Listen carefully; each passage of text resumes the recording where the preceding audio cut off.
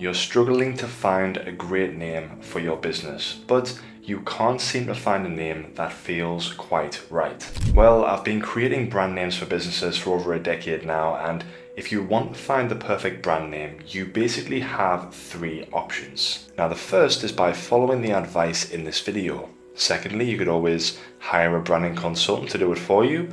Or you can buy a gun, turn up at his house, and refuse to leave until he does the work for free. Now, finding great brand names isn't super difficult if you know what you're doing. But over the last 10 years, I've been naming businesses, and I tend to find the same three challenges pop up with my clients again and again. So I figured if I could make a video like this to show you how to deal with these three issues, you should be able to find a name that suits your brand perfectly. And these solutions work for even the most unique naming situations. Like yesterday, for example, I got a crazy request from a client asking me to randomly name his newborn son with a name starting with the letter L. Now, obviously, I told him this is something I'd not really be comfortable doing. There's no way I could take on such a project. There's no way he's gonna limit my creativity like that. So the first challenge that people generally come across is finding an original name which stands out in the market and is distinctive and memorable. Now, finding a great name which isn't already taken by someone else can be tricky, and generally there are two ways to overcome this specific issue. Now, the first solution is to basically find what makes your brand unique and special and then create a message around that specific word or phrase. And the second is to choose pretty much any brand name that you like, then build a time machine, go back in time the day before the original name was trademark it yourself, come back to the present day, check to make sure it was trademarked successfully, and then realize you filled in the wrong address, so then you have to go back in the time machine, fill in the address properly, double check this with a trademark attorney just to make sure, then come back to the present day. Now, with the current limitations of science, option 2 may be a little out of reach, not to mention being highly unethical. So try thinking outside the box about what makes your brand special and unique. Then a really great next step is to use a tool like ChatGPT, for example, to get other words that are related to and similar to the words that you found. And then try playing around with those words until you either 1. Find something that you like, 2. Get tired, or 3. Lose your mind and pick up that gun that I mentioned earlier. Now, the second hurdle that you may need to overcome when naming your business is future-proofing and scalability. Now, what does that even mean?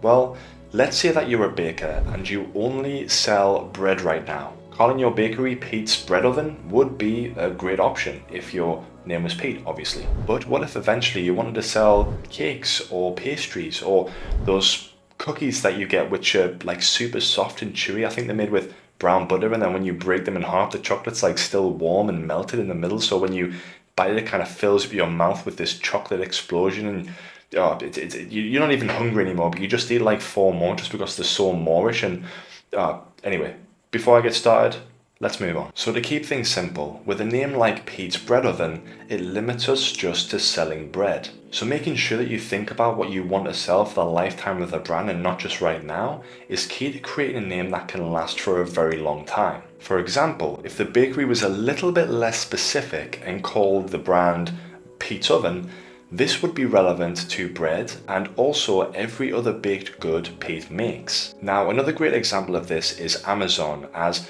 the name suggests that they basically have the most diverse marketplace online. And you can find this name or message or common thread in their other services like Amazon Prime Video, Amazon Music, and Audible. Now, the last challenge that usually gives people trouble when they're trying to find a great name for their company is the one that I like to call the one-piece jigsaw problem. And this is due to a problematic issue which is predicated from the fundamental basis of a brand name's integral role within the brand identity and the tapestry of your brand's internal and external communications. Or if we put it a little more simply, that basically means that your brand name needs to fit with every other element in your brand. And this is why you may have found a great brand name already, but when you compare it to other brand names or other brands out there, it doesn't quite give you the same feeling. This is a little like comparing one of Pete's perfectly baked cookies to just plain sugar. Like sugar, a brand name on its own isn't exactly the worst time in the world,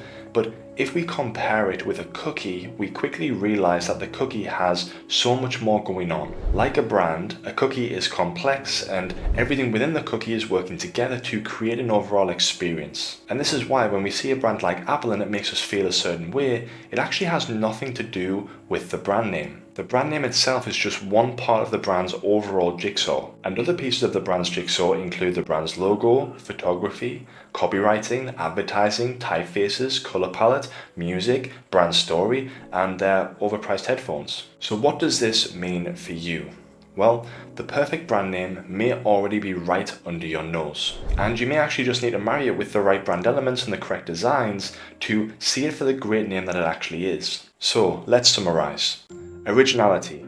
Try finding the thing that makes your brand special and unique, and find as many associated words as possible. This should help you create some slightly more distinctive brand name ideas which are seen as more memorable. Next, scalability.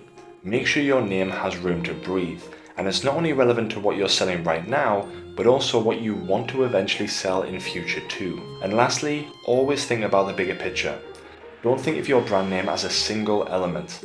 Instead, think about it as one piece of a much larger jigsaw, which includes every element of your brand, including your logo, typography, and colors, etc. Now, finding the perfect name can be tough, but hopefully this video helped out a little. And if you need more help, there are tons of helpful articles on our website which can give you lots of great examples of creative brand names and the story behind them to get you inspired. Or if you're a visual learner, and much like me, then we have one of the most effective brand naming courses on the entire planet, available on pretty much every platform out there, where I basically coach you through the creative process of creating memorable brand names using my agency's professional process that we use with clients every single day. And if you want to learn a little bit more about my branding agency, Clementine House, then feel free to check out our website. I'll link in the description. There's plenty of ideas in regards to names that we've came up with over the past decade, and there's also a full breakdown of our process, so feel free to use that if it's of help to you. All I'll say is please do not use a time machine to go back in time and trademark all of the names that we've created before I do, because